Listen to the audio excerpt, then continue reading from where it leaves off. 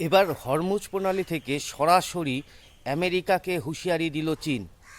চীনের পক্ষ থেকে জানানো হয়েছে হরমুজ প্রণালীতে তাদের জাহাজকে অবরুদ্ধ করলে পরে বিষয়টি খুব একটি ভালোভাবে নেবে না চীন।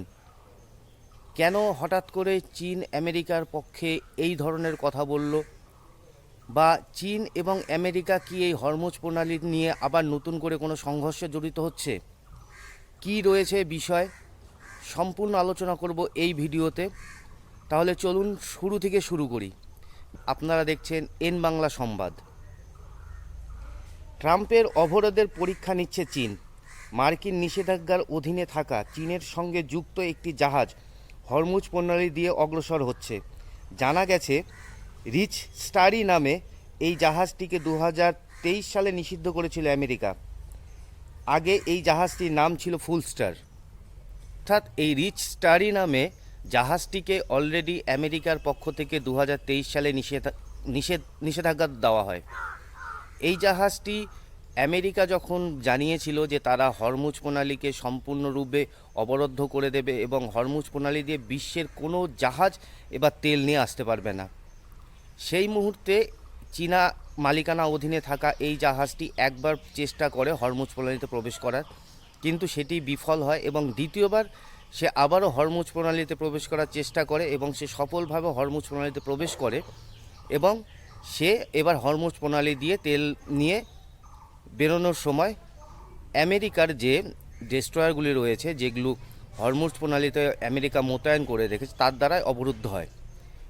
এই পক্ষে চীনের বিদেশ মন্ত্রকের তরফ থেকে একটি বিবৃতি দেওয়া হয়েছে। চীনের বিদেশ মন্ত্রক জানিয়েছে, ইরানের সাথে তাদের বাণিজ্যিক এবং শক্তি অর্থাৎ তৈল চুক্তি রয়েছে।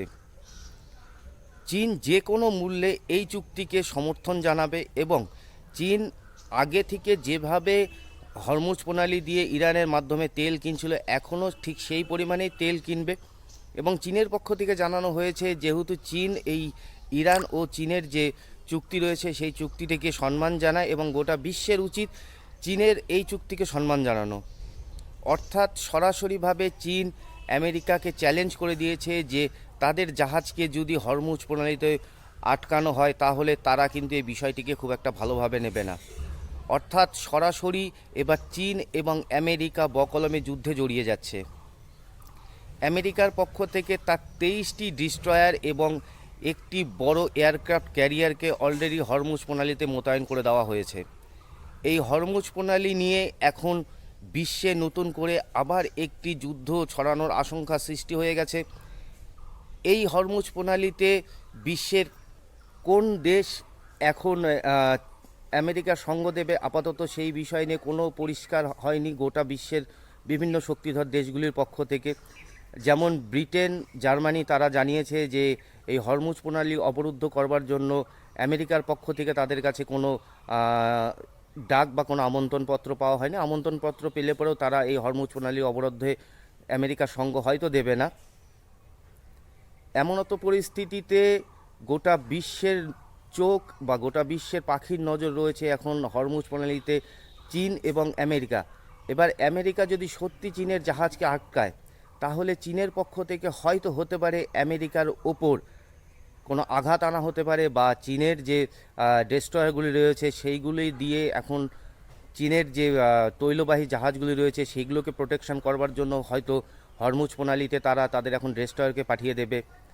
আপাতত পরিস্থিতিতে একটা জিনিস পরিষ্কার, যে হরমুজ প্রণালী নিয়ে দীর্ঘ ইরান এবং আমেরিকার সংঘর্ষে যেভাবে উত্তপ্ত হয়ে রয়েছিল হরমুজ প্রণালী, সেটি আবার নতুন করে কার্যত উত্তাপের জায়গা সৃষ্টি হচ্ছে। এইবার সরাসরি চীন আসরে নেমে গেছে এবং চীন পরিষ্কার জানিয়ে দিয়েছে তাদের কোনো তৈলবাহী জাহাজকে যদি আটকানো হয় তাহলে তারা এই বিষয়টিকে ভালোভাবে নেবে না।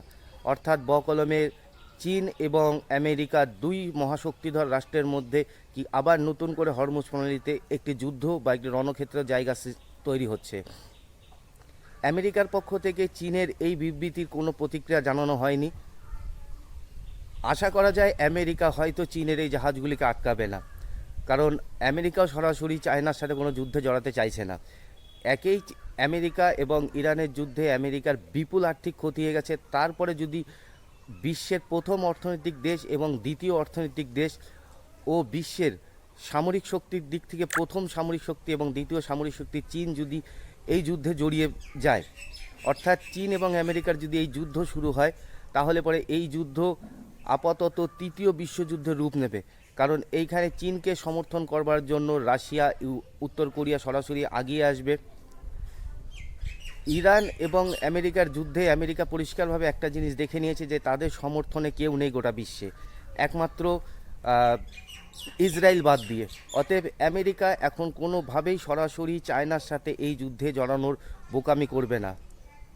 আশা করা যাচ্ছে যে তারা আপাতত হয়তো চায়নার জাহাজকে ছেড়ে দেবে কোনো একটা অজুহাত দিয়ে, হয়তো এরকম জানাতেই পারে যেহেতু ইরানের সাথে চায়নার এনার্জি চুক্তি রয়েছে, সেই চুক্তিকে আমরা সম্মান জানাচ্ছি, সেই কারণের জন্য হয়তো চায়নার জাহাজকে আমরা ছেড়ে দিচ্ছি। যে মুহূর্তে আমেরিকার পক্ষ থেকে হরমুজ প্রণালী দিয়ে চায়নার একটি জাহাজকেও ছাড়া হবে, গোটা বিশ্ব কিন্তু আমেরিকার উপর তখন চাপ সৃষ্টি করবে যে তাদেরও যেন জাহাজগুলিকে হরমুজ প্রণালী দিয়ে ছাড়া হয়। অর্থাৎ এমনও তো পরিস্থিতিতে আবার গোটা বিশ্বের সামনে আমেরিকার মুখ পড়তে চলেছে। কারণ আমেরিকা যতই নিজেকে শক্তিধর রাষ্ট্র বা যতই বিশ্ব নেতা বা বিশ্ব দাদা ভাবুক, তাদেরকে যে কেউ সরাসরি সম্মান দেয় না সেটা আমেরিকার পরিষ্কার বুঝে গেছে। আজকের মতন এই যুদ্ধ প্রতিবেদনটি এখানেই শেষ হচ্ছে। যদি ভিডিওটিকে ভালো লাগে তাহলে অবশ্যই চ্যানেলটিকে সাবস্ক্রাইব করবেন।